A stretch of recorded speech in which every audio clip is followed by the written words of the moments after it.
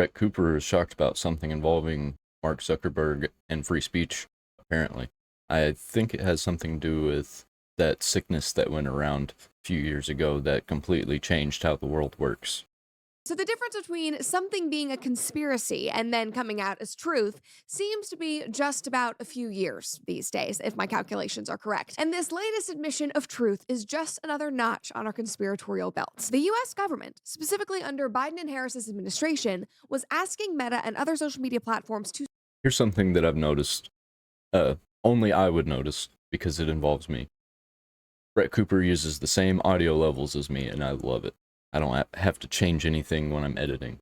censor and suppress information in 2021. And if you're rolling your eyes, you're saying, yeah, Yep. Brett, obviously, I already Yep. know that. Well, a lot of people didn't, or they didn't believe it, even after whistleblowers exposed everything in 2021, as I'm sure many of you guys remember. But Zuckerberg himself has finally admitted to everything. And all of this, in my opinion, is very in line with this massive rebrand that Zuck has been undergoing.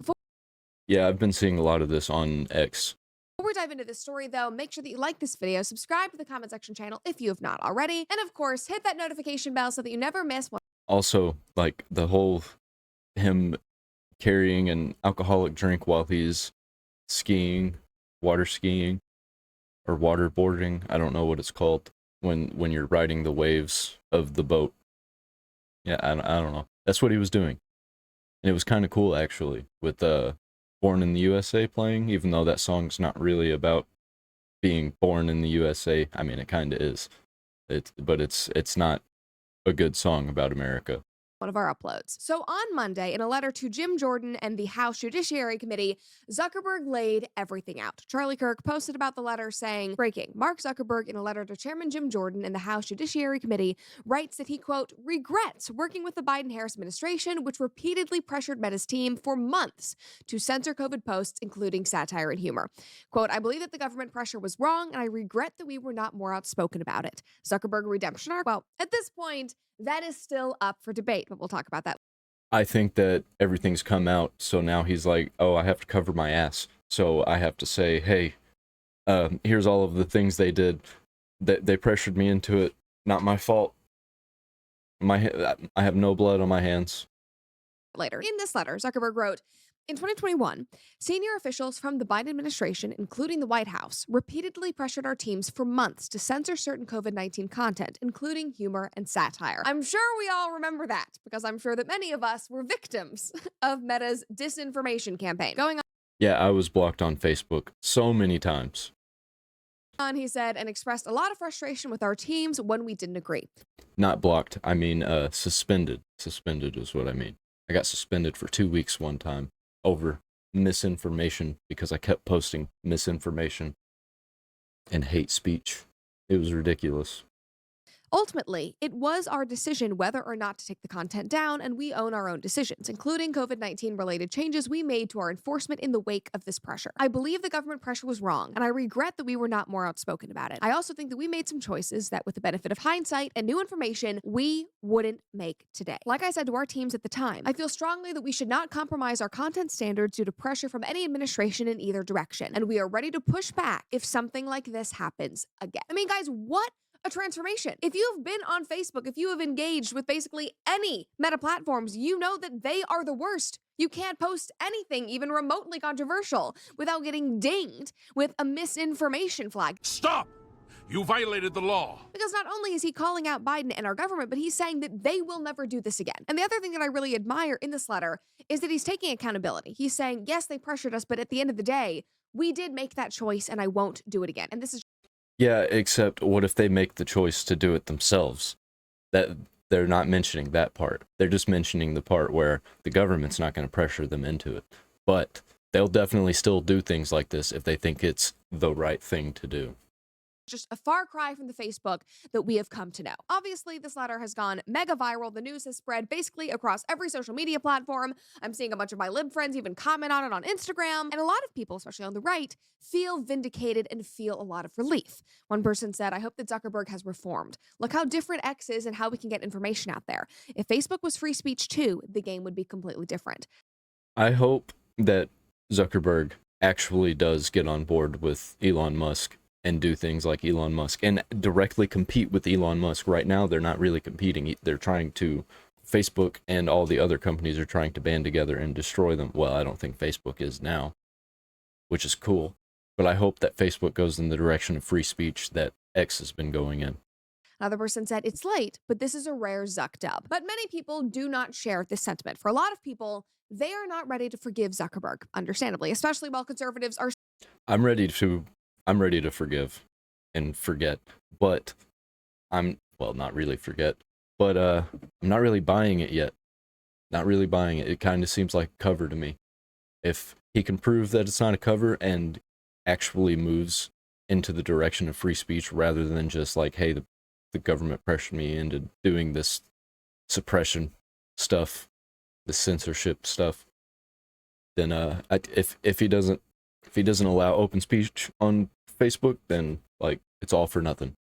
I'm not buying it. I'm on Facebook, so, and I can tell you it ain't open, and there's a lot of issues. I ain't gonna be moving to Facebook anytime soon. Still being slapped with limited reach and being put in misinformation jail on Instagram for literally posting nothing. But you know what?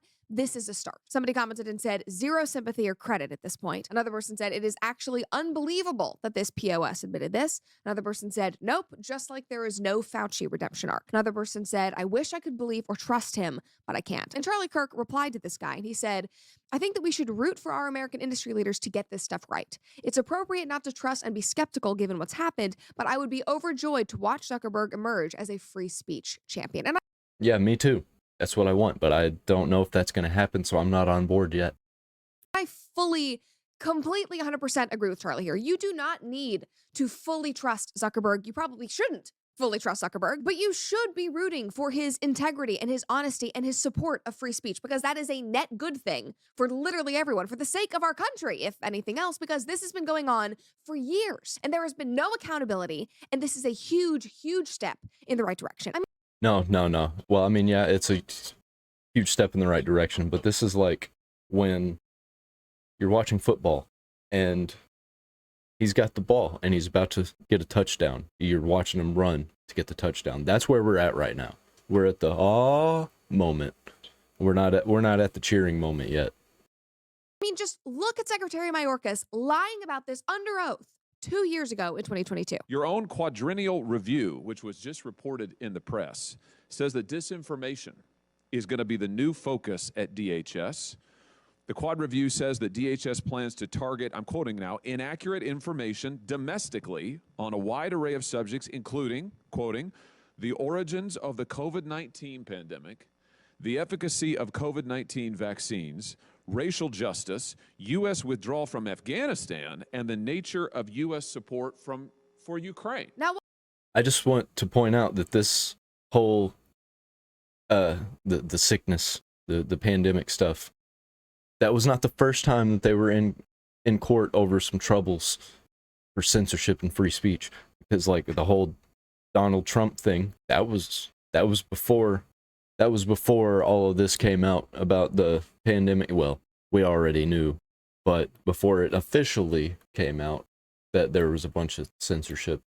one thing that is wild to me when I've been reading the comments about the Zuckerberg letter is that there are so many people on the left who are excusing this behavior from Meta and from the Biden administration because COVID-19 was, a special circumstance. People were dying, we had to protect people. And to that I say, you are literally falling into their trap. Benjamin Franklin once said, those who would give up essential liberty to purchase a little temporary safety deserve neither liberty nor safety. And that is exactly what happened in 2020 and 2021, not just with how big tech was weaponized, but also with the lockdowns. April 16th, 2021, Rob Flaherty at the White House circulates a Zoom meeting invitation to Twitter employees stating White House staff will be briefed by Twitter on vaccine misinformation. We have example after example of this administration, coordinated apparently, according to a federal court, by your agency, pressuring, coercing social media companies to engage in censorship. It's wild. Is that constitutional? Straight up threatening.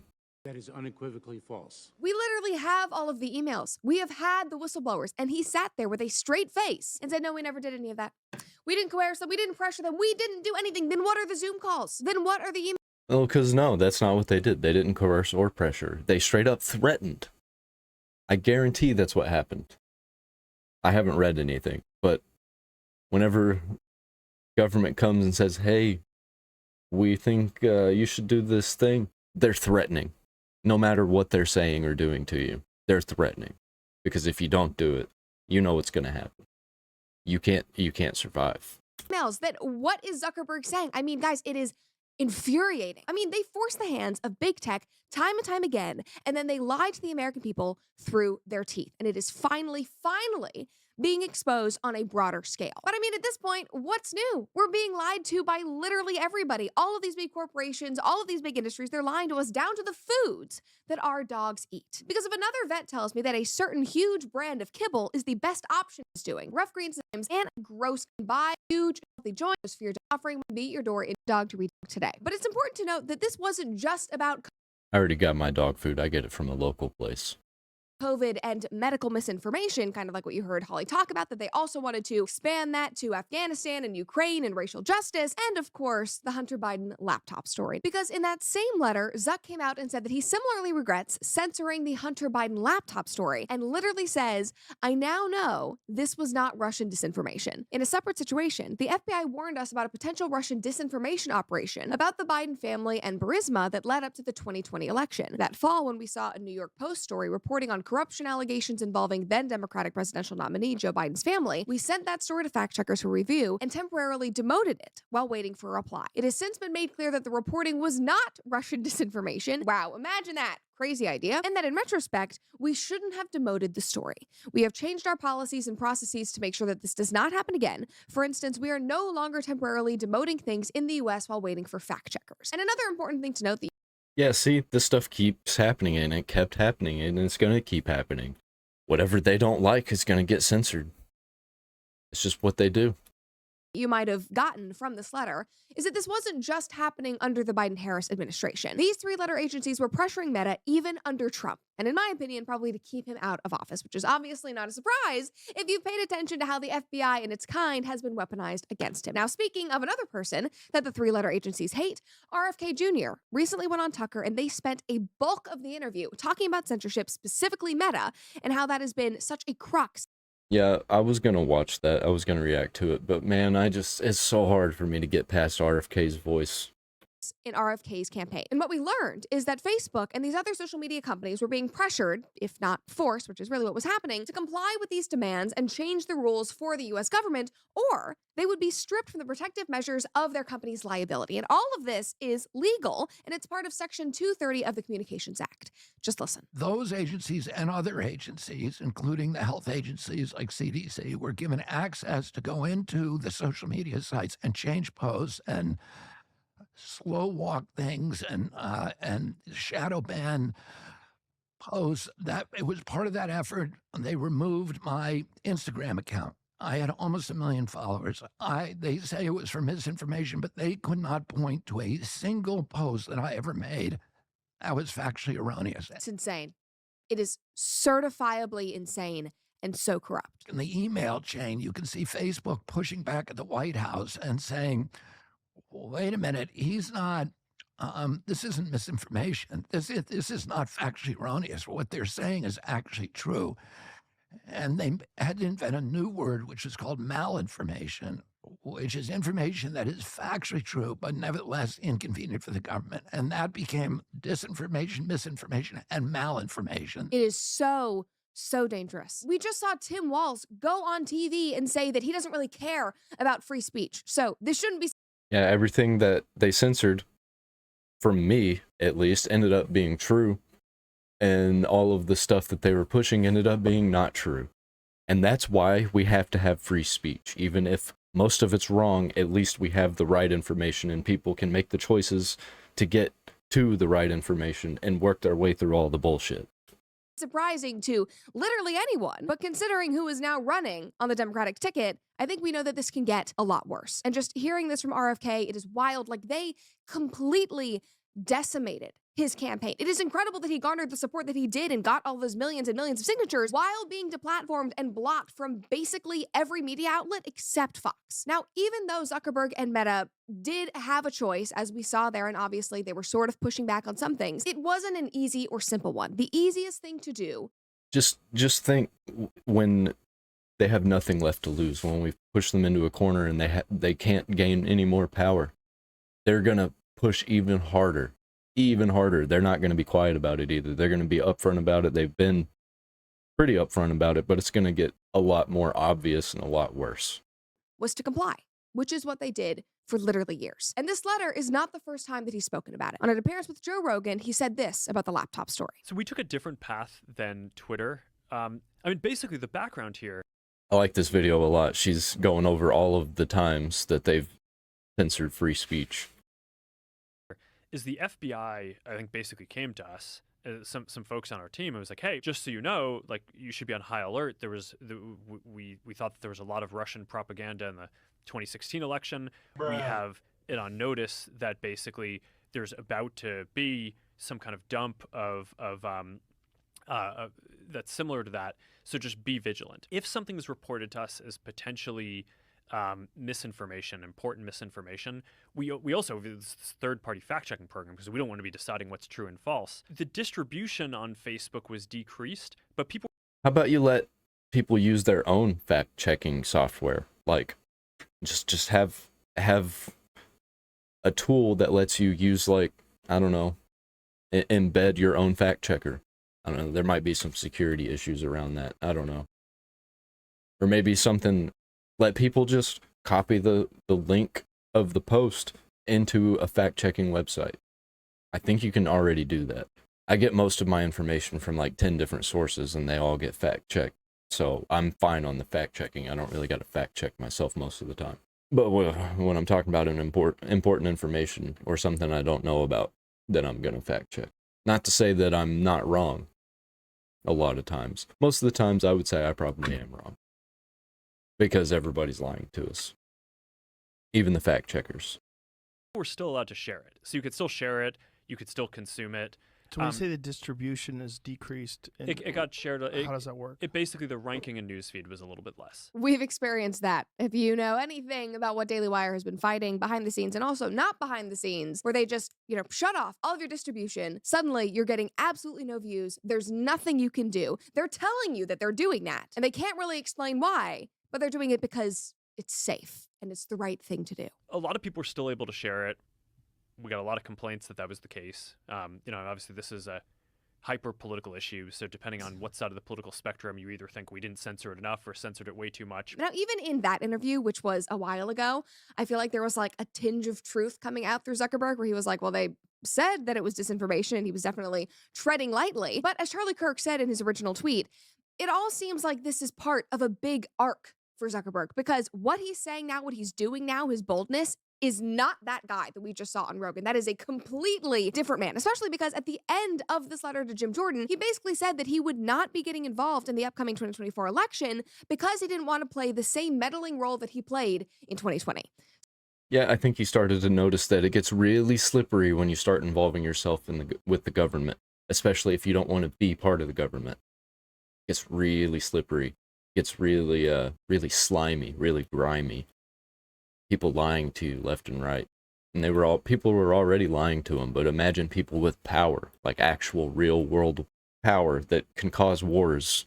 It's rough stuff. Somebody commented and said, I actually don't think that Zuck is a bad guy. I think that Meta has a lot of bad Democrat actors. He needs to take a stand and clean house. And listen, he might do that. I have no idea. Like, he genuinely seems like a completely different person than he was in 2020. Just last month, in a shocking display, he said in an interview that Trump was badass. Literally something that might have been censored on his platform in 2020. Just watch. Yeah, I mean, seeing Donald Trump get up after getting shot in the face and pump his fist in the air with the American flag is one of the most badass things I've ever seen in my life. I mean, it's just such a good clip. Number one, because obviously that is true. Everyone knew that that was badass. But number two, because it's like Zuckerberg is saying that. Even Zuckerberg agrees that that was epic. After everything we have seen Facebook and Meta do, that is— Yeah, I think he was probably, he bought into all the media stuff and wasn't really paying attention because he was doing a lot of work. Now that he's not doing a lot of work, he's been been on a lot of vacations. He can actually see some real stuff. He can actually pay attention to some stuff. He's been on social media a lot more. I noticed ever since the whole Elon Musk versus Zuckerberg boxing match thing. I think that's what happened. I think that was the moment in history when the light switch flipped. It's just wild. And he didn't just say this on an interview and then let it go. He actually called Trump directly after the assassination attempt to talk and to apologize. I was called by Mark Zuckerberg yesterday, the day before, on this same subject.